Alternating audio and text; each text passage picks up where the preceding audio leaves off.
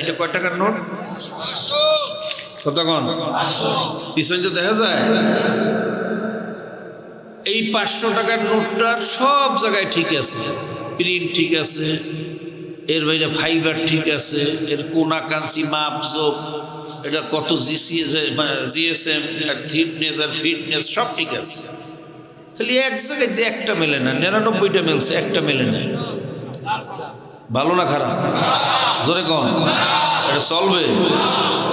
তা আপনি সব মানছেন, খালি ইসলামের হুকুমত মানেন না। হ্যাঁ, আবার উল্টো বলে কয় হুজুর আবার রাজনীতি করে, কয় ইসলামের নামে আবার রাজনীতি করে। নাউজুবিল্লাহ খান। আরে ইসলামটাই তো রাজনীতি। ইসলামটা কি ভাইরা? রাজনীতি কারে কয়? যেই নীতির মাধ্যমে দেশ পরিচালিত হয়, এই নীতিটার নাম কি? নীতি। নীতির ভিতরে যেটা শ্রেষ্ঠ নীতি, এটার নাম কি? নীতি। রাস্তার ভিতরে বা পথের ভিতরে যেটা শ্রেষ্ঠ পথ, এটার নাম কি? পথ। হাঁসের ভিতরে যেটা শ্রেষ্ঠ হাঁস, এটার নাম কি? হাঁস। ঠিক তদ্রুপ নীতির ভিতরে সর্বশ্রেষ্ঠ নীতি যেটা, সেটার নাম রাজনীতি। কথা ঠিক না? এটা তো আল্লাহর নবীর নীতি। আল্লাহর নবী রাষ্ট্র পরিচালনা করেন না?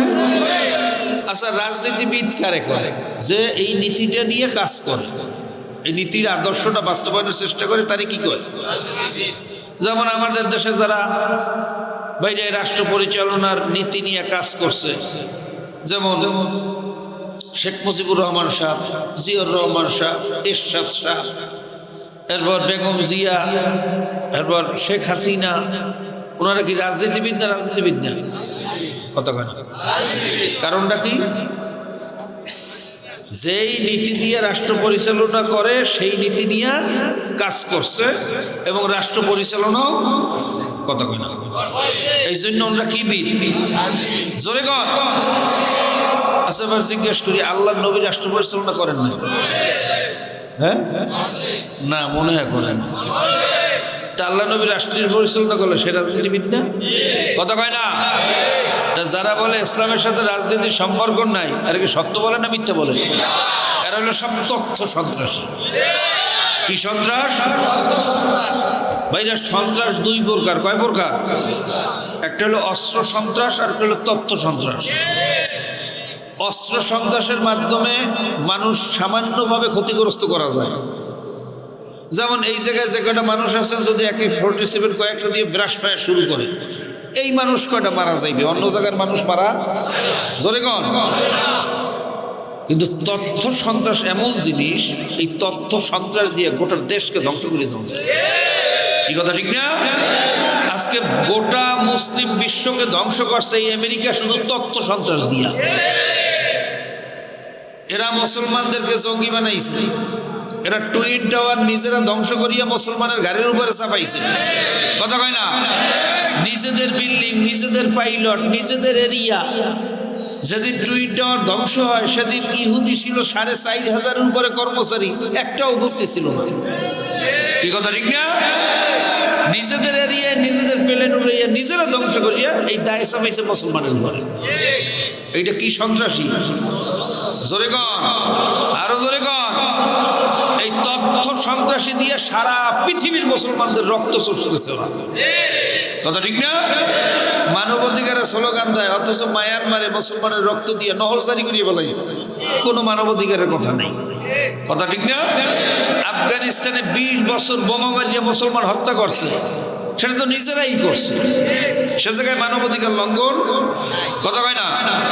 ফিলিস্তিনের শিশু পর্যন্ত হত্যা করছে, মানবাধিকার লঙ্ঘন জোরে কান হয়? ওরা হইল তথ্য সন্ত্রাসী করতেছে। কি কথা ঠিক না? এই তথ্য সন্ত্রাসী করিয়া মুসলমানদেরকে জঙ্গি বানাইয়া সারা পৃথিবীটা লুটপাট করে খাইতেছে।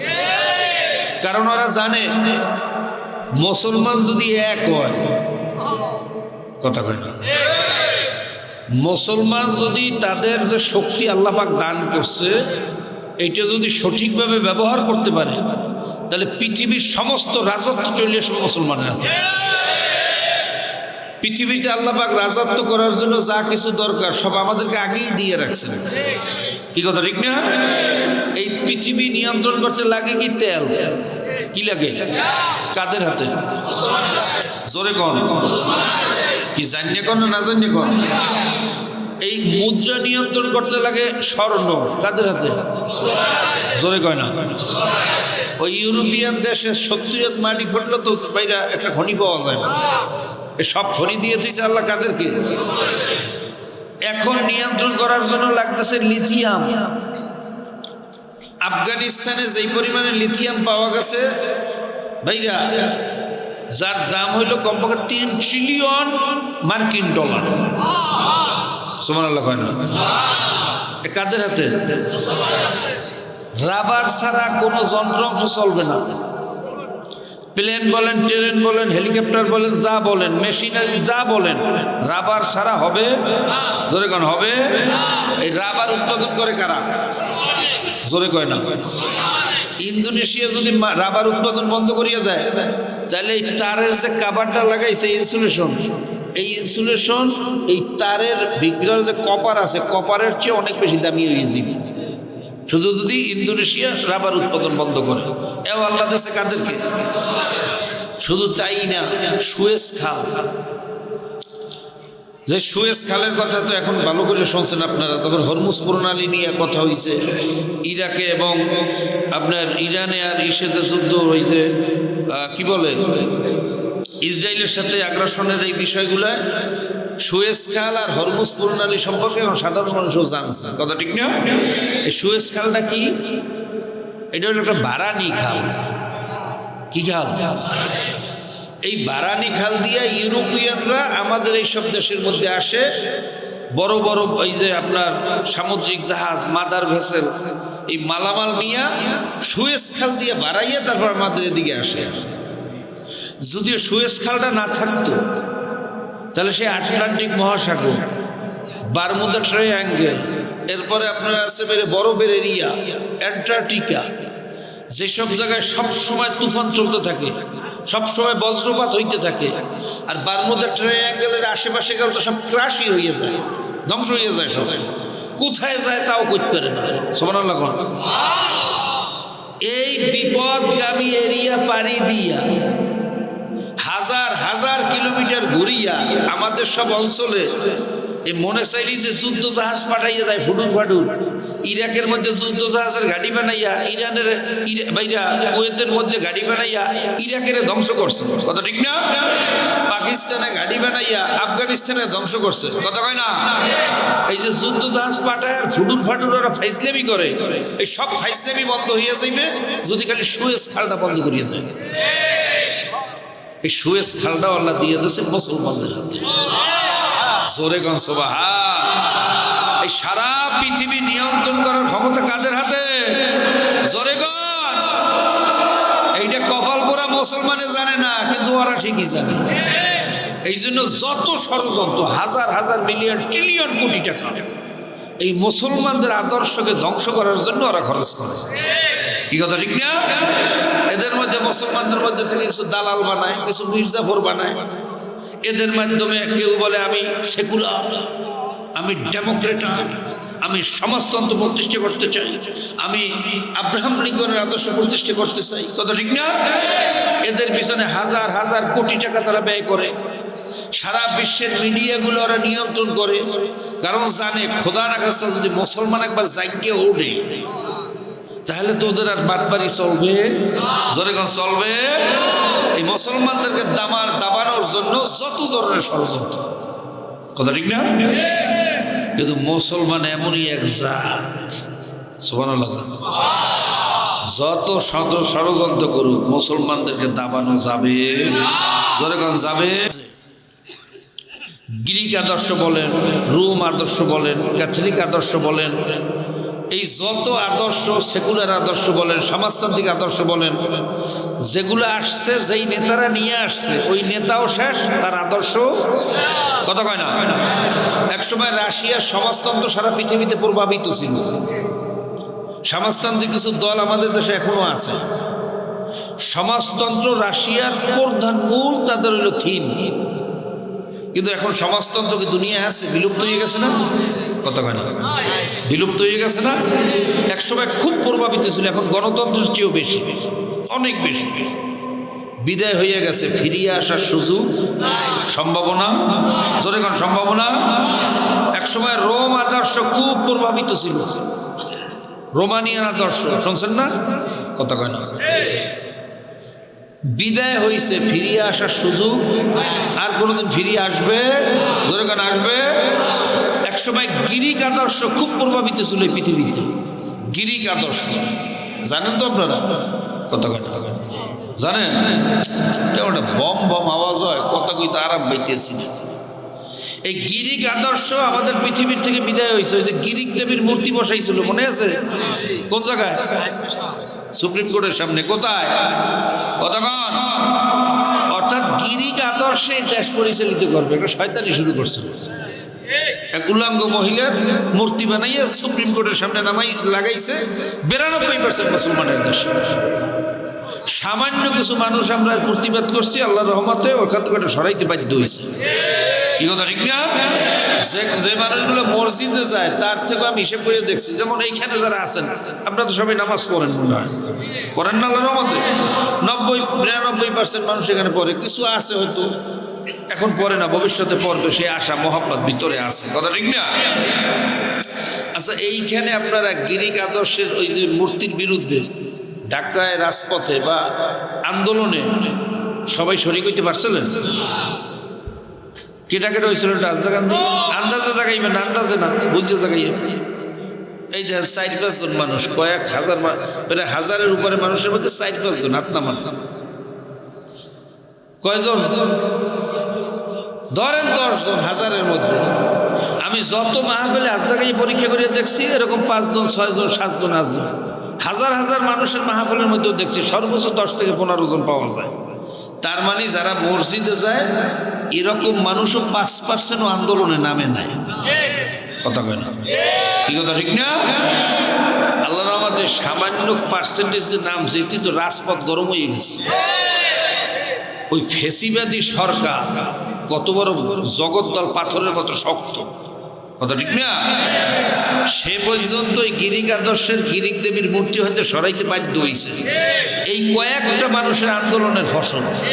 যারা মসজিদে যায়, আল্লাহরে বিশ্বাস করে, ইসলামী হুকুমত চায়, এরকম যদি 20% মানুষ আজকে মাঠে নামতো, এই বাংলার জমিনে জেনার আইন পাশ হইতে পারতো না। এই কথা ঠিক না? ঠিক, কুফরি আইন চলতে পারতো না। কবে সচেতন হইবে না? আল্লাহ পাক আমাদেরকে, মুসলমানদেরকে সচেতন হওয়ার তৌফিক দান করুন। তো ভাইরা, যে কথা বলতেছিলাম, এই গ্রিক আদর্শ এক সময় ছিল, এখন আর আছে? এখনকার পোলাপানরা গ্রিক সম্পর্কে জানে কিছু? কতক্ষণ গেছে তো গেছে, ফিরিয়ে আসার সম্ভাবনা কিন্তু ইসলাম কথা কয় না, আছে না থাকা যাবে। কিয়ামত পর্যন্ত ইসলামকে ধ্বংস করার ক্ষমতা কারো, জনগণ কারো, কিয়ামত পর্যন্ত থাকবে। যত চেষ্টা করুক কাফের, যত মুনাফিক তৈয়ার করুক, যত মির্জাফর বানাক, আমাদের মুসলমানদের মধ্য থেকে মির্জাফর নেতা যত তৈয়ার করুক, কিন্তু ইসলামকে দাবাইয়ে রাখার ক্ষমতা পৃথিবীর কোনো মানুষের নাই। এই কথা ঠিক না? কারণ ইসলাম এমন এক নবীর মাধ্যমে আল্লাহ পাক দুনিয়াতে পাঠাইছেন, যেই নবীরে না বানাইলে আল্লাহ কিছুই বানাইতেন না। জোরে কোন সুবহানাল্লাহ।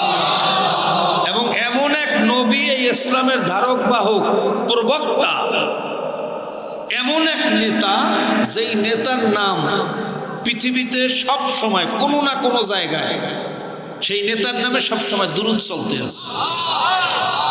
আমরা হয়তো এখানে এখন নামাজ পড়ি না, ইউরোপে আমেরিকায় যাই দেখেন নামাজ পড়তে আছে। আবার ইউরোপ যখন ঘুমায়, আমরা তখন নামাজের মধ্যে দুরূদ পড়ি, কথা কয় না? আবার আমরা যখন ঘুমাই, আরবের কোনো জায়গায় দুরূদ চলতে আছে। সুবহানাল্লাহ কইবেন না? প্রত্যেকটা মুহূর্তে, প্রত্যেকটা সেকেন্ডে যেই নেতার নাম এখন পর্যন্ত উচ্চারণ হইতেছে, 1450 বছর পরেও যেই নেতার নামে প্রত্যেকটা মুহূর্তে দোয়া হইতেছে, তিনি হইলেন আমার নবী জনাবে মুহাম্মদুর রাসূলুল্লাহ সাল্লাল্লাহু আলাইহি ওয়াসাল্লাম। সুবহানাল্লাহ কইবেন না? এই জন্যই দা 100-এর মধ্যে ভাইরা অক্সফোর্ড পড়ুয়া বিশেষজ্ঞরা 100 মনীষীদেরকে নিয়ে একটা বই লেখছে, পৃথিবীর ভিতরে যারা সমাজকে পরিবর্তন করছে এরকম 100 মনীষী 100 নেতা ওই বইয়ের মধ্যে আনছে। এই দা 100 অক্সফোর্ড পড়ুয়ার ডক্টরেট ডিগ্রিওয়ালারা লেখছে, মুসলমানরা না, খ্রিস্টানরা, বিধর্মীরা, কথা ঠিক না? যাচাই বাছাই করিয়া দেখছে এই 100-র মধ্যে সর্বশ্রেষ্ঠ হইল জনাবে মুহাম্মদুর রাসূলুল্লাহ সাল্লাল্লাহু আলাইহি ওয়াসাল্লাম। তেনার মতো লিডার, তেনার মতো নেতা, তেনার মতো সমাজ সংস্কারক আইয়ামে জাহিলিয়াতের যুগকে উল্টাইয়া সোনার যুগ বানাইয়া দিয়েছে। সুবহানাল্লাহ কইবেন না? গোটা সংস্কৃতি চেঞ্জ করে ফেলাইছে মাত্র 23 বছরের মধ্যে। যেখানে জীবিত মেয়েদেরকে দাফন করা হইতো, মেয়েদেরকে দাসীর মতো ব্যবহার করা হইতো, নাউযুবিল্লাহ, সেখানে মেয়েদের সম্মান বাড়াইয়া ভাইরা আল্লাহ নবী এমন অবস্থায় নিয়ে দিলেন, আন নিকাহু নিসফুদ দ্বীন, আইয়ুমা রাজুলুন নাকাহ তাস্তাকবালা নিসফুদ দ্বীন ফালিয়াত্তাকুল্লাহু নিসফুল বাকি। বিবাহ বন্ধন স্ত্রীর সম্পর্ককে দ্বীনের অর্ধেক বানাইয়ে দিয়েছে। সুবহানাল্লাহ কইবেন না? যার একটা মেয়ে বাচ্চা হইছে তার 1 পাও জান্নাতে চলিয়ে গেছে, যার 2টা মেয়ে বাচ্চা হইলো তার 2 পাও জান্নাতে চলিয়ে গেল। ঈমান যদি ঠিক থাকে জান্নাত তার উপরে ওয়াজিব।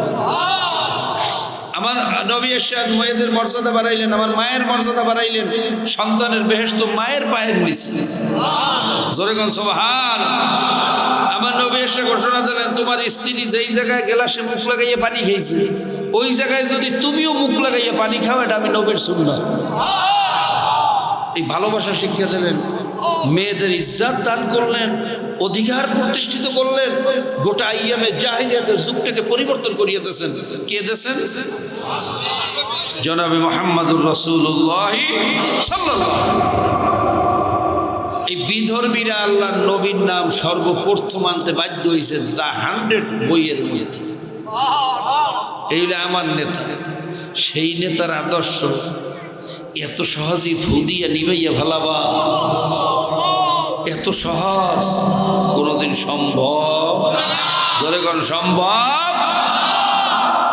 আল্লাহ পাক রব্বুল আলামিন আমার নবীর আজমাত, আমার নবীর গুরুত্ব, আমার নবীর ইজ্জত আমাদেরকে বোঝার তৌফিক দান করুন।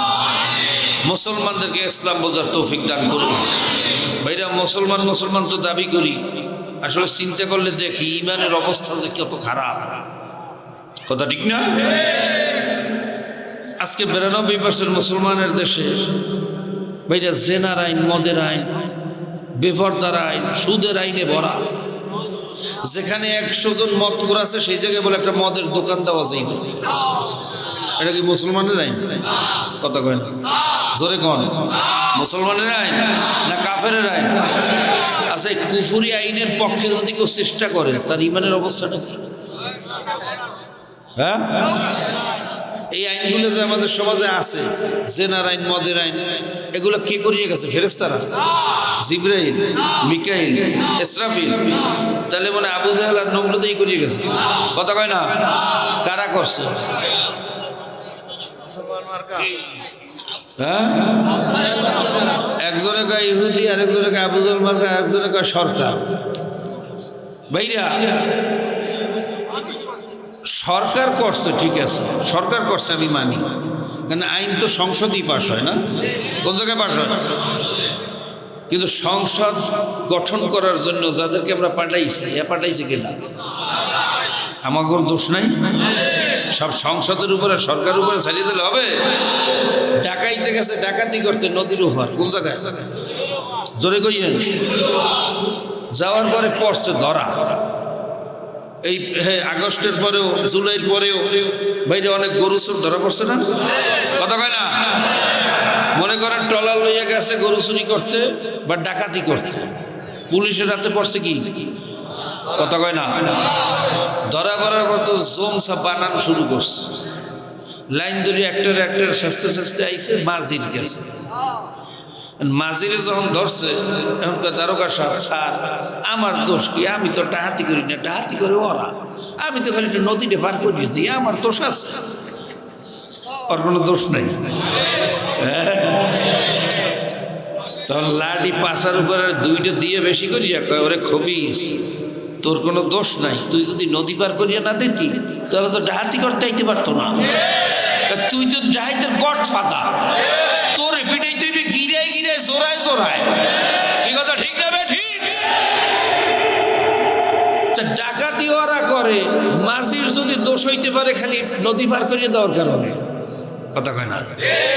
তা আইন সংসদে পাশ করে ঠিক আছে, কিন্তু সংসদ গঠন করার জন্য আমরা যে বইটা বইয়া আগুইয়ে দেই, হ্যাঁ, মাঝির ভূমিকা এই নদীটা পার করিয়ে ওখানে উঠাইয়া দেয় ডাকাতি করার জন্য, আমাদের কোন দোষ টোষ নাই, কি আছে না? না কাজী বাবা কি করতেছেন বুঝিয়ে শুনিয়ে তারপর করিয়ে। আমি চ্যালেঞ্জ দিয়ে বলিয়ে গেলাম, কুফরি আদর্শের পিছনে যদি আপনি শ্রম দেন, আপনি মেধা দেন, আপনি অর্থ ব্যয় করেন, আপনি চেষ্টা করেন, আপনি পৃথিবীর সবচেয়ে বড় মুহাদ্দিস হইতে পারেন, ইবলিসের চেয়ে বড় মুহাদ্দিস হইতে পারবেন না, কি কথা ঠিক না? আপনি পৃথিবীর সবচেয়ে বড় বুজুর্গ হইতে পারেন, ইবলিসের চেয়ে বড় বুজুর্গ হইতে পারবেন না। আপনি আলেম হইতে পারেন, পীর হইতে পারেন, মুফতি হইতে পারেন, মুহাদ্দিস হইতে পারেন, কিন্তু মুসলমান হইতে এখনো পারেন না।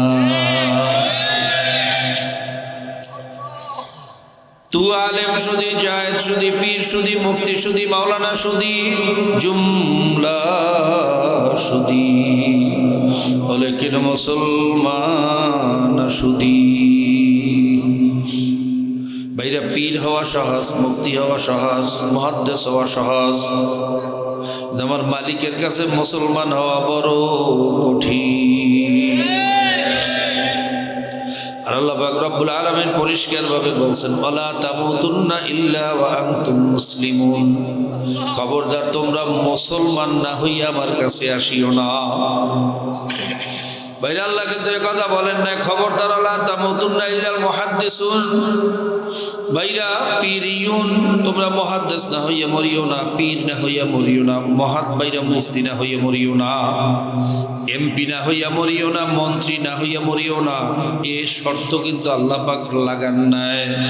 আল্লাহ পাক একটাই শর্ত লাগাইছে, খবরদার মুসলমান না হইয়া কেউ কবরে আসিও না। কাজী ভাইরা, আসলে আমরা কি মুসলমান হইলাম? আমাদের ইমানের কি অবস্থা, আমলের কি অবস্থা? এই ইমান, এই আমল নিয়ে মাওলার দরবারে কিয়ামতের ময়দানে দাঁড়াইতে পারবো কি পারবো না? নিজের কাছে জিজ্ঞেস করেন, কলবের কাছে জিজ্ঞেস করেন, নিজের হিসাব নিজে মিলাইয়া তারপর মাওলার কবরে যাইয়া শুইয়েন। বাবা, আমার উপরে রাগ হইয়া লাভ নাই। অনেকে আমার কথায় কষ্ট পাইতে পারেন, ভাইরা বুকে ব্যথা লাগতে পারে। আমি জানি বর্তমান জমানায় শুধু ফজিলতের ওয়াজ করলে সবাই খুশি। এই আমল করো ওই সওয়াব, ওই আমল করো ওই সওয়াব, পাহাড় পরিমাণ সওয়াব, আসমান জমিন বরাবর সওয়াব। বাবা, এত সওয়াব রাখবা কোথায়? ইমানের তো তলা ফুটা হইয়া রইছে। যদি ইমানের তলা ঠিক থাকতো, বাংলাদেশে 92% মুসলমানের দেশে কোরআনের বিরুদ্ধে স্লোগান দেয়, আল্লাহর নবীরে সন্ত্রাসী কইয়া গালি দেয়, আমার নবীরে বাইরা চরিত্রহীন বলার কারণে ভোলায়, এর প্রতিবাদ করতে গিয়া গুলি দিয়ে আমার ভাইদেরকে লাশ, পাখির মতো লাশ আর লাশ। বরিশাল হসপিটালে জায়গা হয় না, দেখি সারা গায়ের ভিতরে গুলি আর গুলি, অথচ 92% মুসলমান দাবি করি। বাবা, আসলে মুসলমান তো ভালো কথা, এখন হয়তো ইমানদারি হইতে পারি না। আল্লাহ, তুমি আমাদেরকে ইমানদার হওয়ার তৌফিক দিয়া দাও, মুসলমান হওয়ার তৌফিক দিয়া দাও। আল্লাহ, আমাদেরকে তুমি ইসলাম বোঝার তৌফিক দিয়া দাও। কাজী বাবা, আমার উপরে রাগ হইয়া লাভ নাই। সবাই যদি খালি ফজিলতের বয়ান করে, মিডা মিডা সুন্নাতের ওয়াজ করে, বাবা তিনটা সুন্নাতের ওয়াজ কে করবে? বাবা, আল হক মুররুন, হক কথা তিতা আমি জানি, কিন্তু আস-সাকিতু আনিল হক্কে শয়তানুল আখরাস। হক কথা জানার পরে বোঝার পরে যেটা চুপ থাকে এটা হইল গঙ্গা শয়তান। যে আপনারা আমার উপরে রাগ হইতে পারেন, বেজার হইতে পারেন, গঙ্গা শয়তান হইয়া কবরে যাওয়া যাবে না। কথা ঠিক নেবে ঠিক। এরপরেও বলছি বাবা, আমার কথা যদি আল্লাহ আল্লাহ রসুলের বিরুদ্ধে বলিয়া হইয়া থাকে, কোরআন হাদিস ইসলামের বিরুদ্ধে হইয়া থাকে, এই মাহফিলের পরে আমাকে জুতা মারিয়েন, থুতু মারিয়েন, আমার কোনো দাবি নাই।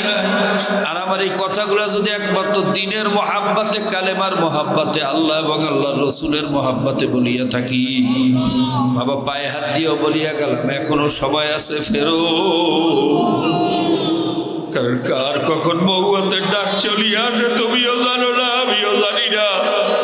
বাবা এই মজলিস থেকে বাড়ি যাইতে পারবো কিনা তোমারও জানা নাই, আমারও জানা নাই। এই রাত্রটা আপনার আমার উপর থেকে যায় না না যায় বলার ক্ষমতা পৃথিবীর কোনো মানুষের নাই। মৌয়াতের কিন্তু এক সেকেন্ডের কোনো ভরসা নাই। আজরাইল কিন্তু প্রত্যেকের পিছনে হাত মারতে খালি দারোগার মতো হ্যান্ডকাপ লইয়া ঘোরে ঘোরে ঘোরে, শুধু মালিকের একটু ইশারার অপেক্ষায় আছে রে বাবা। ইশারা হওয়ার সঙ্গে সঙ্গে যখন খপ করিয়া থামানা মারবে, দুনিয়ার সমস্ত ডাক্তার কবিরাজ ইনজেকশন স্যালাইন নিয়ে বোকার মতো দাঁড়াইয়া থাকবে, হাজার চেষ্টা করবে। বাবা ছেলে কাঁদবে মা মা, আব্বা আব্বা করে, মেয়ে কাঁদবে মা একটু চক্ষু খোলো, আব্বা কোথায় যা, তোমার কবরে ধুইয়া আমরা কেমনে থাকবো রে। ওইরা যত কাটলাকাটি করবে আর যত ইনজেকশন দেবে কাজ হবে না রে বাবা। যদি পায়ে হাত দিয়েও বলিয়ে গেলাম তুমিও কবরে যাবে, আমিও কবরে যাব। বাবা কি নিয়ে কবরে রওনা করলা,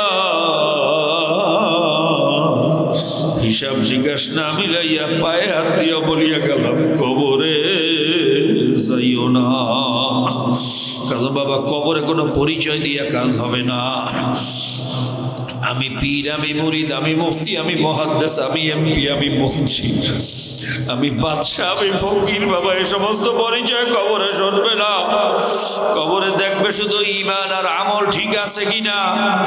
আল্লাহর নবী আলাইহিস সালাতু ওয়াস সালাম তার মেয়ে ফাতেমা রাদিয়াল্লাহু তাআলা আনহাকে বলতেছেন, ইয়া ফাতেমা তুনকিজি নাফসাকি মিনান নার, হে ফাতেমা তুমি নিজেকে নিজে জাহান্নামের আগুন থেকে বাঁচাইয়া তারপর মাওলার কবরে যাইও। কবরে যাইয়া যদি বলো আমি নবীর মেয়ে, মা কথা কবরে শুনবে না। মা কবরে কোনো পরিচয় দিয়ে কাজ হবে না। ইমান আমল দুরুস্ত না করিয়া সোজা না হইয়া কবরে যাইয়া শুইও না রে মা। মা কবর কিন্তু বড় ভয়ানক জায়গা। কিয়ামতের ময়দানে আল্লাহ এমন অবস্থা হবে,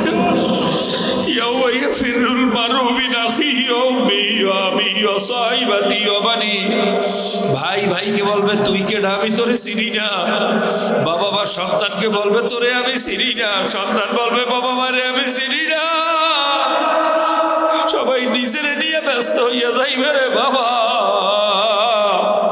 কিয়ামতের ভয়ানক অবস্থা দেখার পরে সমস্ত নবীরা পর্যন্ত হুঁশ হারাইয়া ফেলাইবে। আল্লাহর হাবিব বলেন সমস্ত মানুষগুলা উলঙ্গ অবস্থায় উঠিয়া শুধু পাগলের মতো দৌড়াইতে থাকবে আর চিল্লাইতে থাকবে।